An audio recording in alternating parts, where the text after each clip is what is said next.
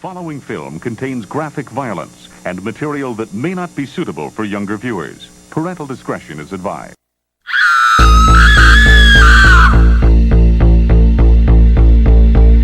Watch. Terrific! It's supposed to take 3 hours.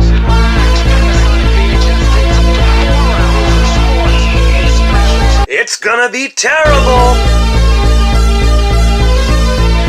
Hey, what's up, ghouls and gals? It's me, Ryan.T here, and welcome to Saturday Night Horror Theater.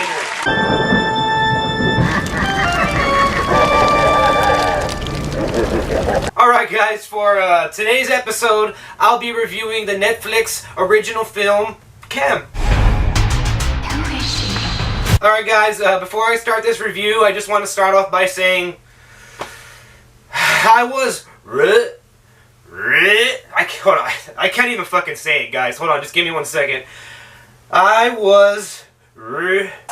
think I'm gonna be sick. I was wrong. Alright guys. I was wrong about this film. When I initially heard about this film and saw the little trailer on Netflix, I was like,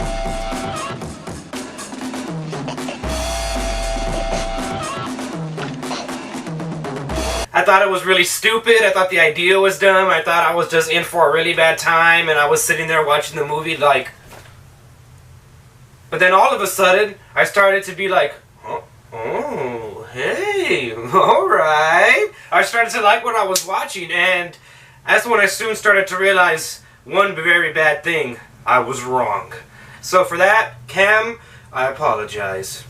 Alright guys, let's start the review. Cam stars this beautiful actress right here, and that's pretty much it, which is a really ballsy move on their part. They essentially made a film that doesn't really star or feature a whole lot of other people. I think the film, aside from this actress here, it only features, I want to say, about 4 other characters, and those characters really don't do a whole lot for the film. The film is all about this actress right here, who goes by the name of Alice/Lola in the film. She's a cam girl, and for those of you who don't know who or what a cam girl is, it's essentially a chick or a dude. I'm assuming guys do it too, right? It's a person that records himself, and I feel so weird trying to explain what camming is, and I feel like somebody in the comments is gonna be like, that's not what camming is! You don't even know what the fuck that is, you fucking idiot! But what I think camming is essentially, just someone that records themselves and you tip them and they kind of just do what you ask them to do and stuff like that. And so, it's kind of like a virtual girlfriend/boyfriend type situation, or at least that's what this character Lola does. That's her camming name, Lola. So for the beginning part of this film, the first half of this film, it really kind of takes you into the camming world and kind of gives you a glimpse into that world. And at first I thought they were going to be real gratuitous with it and real pervy and over sexualize it, although I know it's a sexualized world, but I've seen other films where they show it if it's fucking real, not how it really is.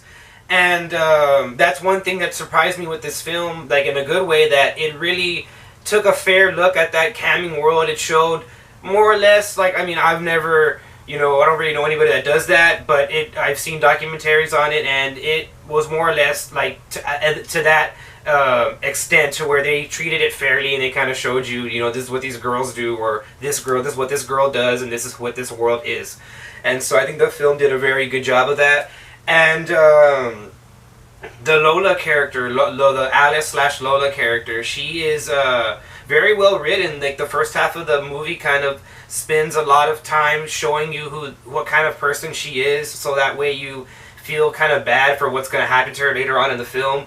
And I think that Cam does a good job of doing that, which doesn't surprise me, because this is a Blumhouse Pictures film, and as we know, Blumhouse is the people that did this awesome fucking movie here, and they also did this awesome movie over here, so they're known for doing really good fucking horror films, and this one is, it's nothing less. It's a really good horror film. I use the term horror loosely because this film kind of plays more like a thriller for like the social media generation. It's kind of like that fear, or not that, you know, I'm gonna say fear because it's that fear that we all don't know that we had. What if somebody actually would successfully took your online identity and like did it better than you actually do, you know, and you were aware of it and you saw it, you know. At first, like again, like I said, I thought this was gonna be a stupid premise, but then when I really started to think about it, I was like, imagine how fucking crazy it would be for someone to take over my channel that looks exactly like me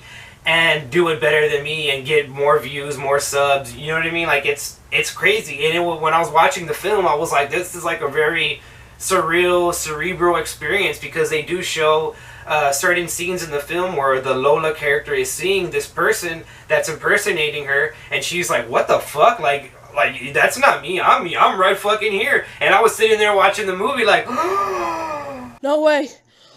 Oh my god! So for that, I have to say this movie was very thrilling. It kept me on the edge of my seat. It was very well written, and but again, all of that stuff, it takes a while for you to get there. But the movie's only like, I think 90 minutes long, like an hour 30, hour 45. But it does take a little while to get there. But it does a very good job of dragging you into that story. And once you're there, you're like, oh fuck, bitch. So yeah, yeah, I really enjoyed this film. The second half of the film is where sort of the horror aspect comes into play, and you start to kind of get a more firm grasp as to what this is that's impersonating her. So this is going to be kind of a spoiler, so if you don't want to hear spoilers,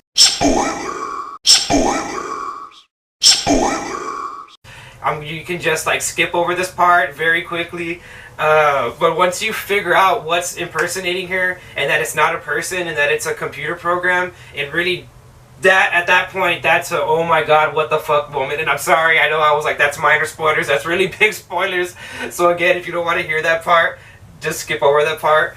So okay guys, you can come back now if you skipped over that part. Anyways, yeah, once you find out what is going on in the film, it really kicks up from there, and then it really kicks up from there. But that's not to say that it doesn't have its flaws. This film does have its flaws, and they come back to the same actress here because this movie lives and dies with her. And when this film is doing good, it's doing fucking awesome. But when it's not doing good, you can really tell.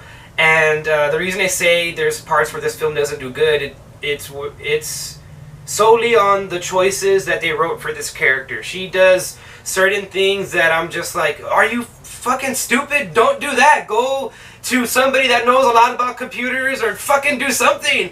So that kind of drove me crazy. She spent a lot of time like just sitting around and kind of like watching this person that was impersonating her, this person or thing that's impersonating her, and she even fucking tips the fucking thing, and I'm just there like, what the fuck are you doing? Don't fucking do that. Fucking do something else. Do something. So for a while she kind of doesn't do anything, but when she finally starts to do something, I started to realize like, what actually could you fucking do? Like, you couldn't go to the police. I mean, I guess they're not really doing anything like illegal, quote unquote. And it's just the movie goes to all the different places that you think it should go to. Like, you know, like I don't know, like I just have a lot of problems with the way that she did things. Like, I wish she would have just acted sooner and acted more like aggressively. At first she was kind of having a breakdown about it, which I guess I kind of, you know, that would happen in real life, but I would feel like you'd want to find out what was going on.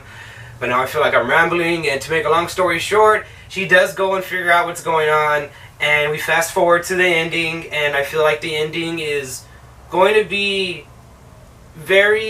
one of those endings that splits people down the middle, because the ending, it can feel like a cop-out to some viewers, but me personally, I really enjoyed the ending to this film, and I really thought that it logically ended how it should have ended, just judging on what was impersonating her. And once you find out what's impersonating her, I feel like a lot of people are going to be like, that makes sense that ended like that. However, Alice / Lola makes the makes a stupid fucking decision again. She's like the queen of making stupid fucking decisions. She makes this dumbass decision at the end that I think everybody that watches this film is gonna collectively agree, like, why did you fucking do that? That is so fucking stupid. When she made this decision, I wanted to crawl into the TV and like grab her and be like, did you not learn from what just happened? Did you not learn anything? Are you that fucking stupid? I almost said the R word, and I know some people got mad when I said it last time. Are you that fucking dumb? Come on! That's how I felt. But other than that, this film is really interesting. It's really good. It really took me by surprise, and it was just an altogether good film, an enjoyable, thrilling film. And for that, guys, I'm going to give it an 8.5. I'm going to give it the extra 0.5 for surprising the fuck out of me and making me... Well, not making me, but giving me the experience that I haven't had for a while, where I was just like, wow, I was fucking wrong. So for that, thanks, Cam Netflix. Alright, guys, I'm Ryan.T, and make sure you like and subscribe, guys, and comment below, and I'll see you in the next one.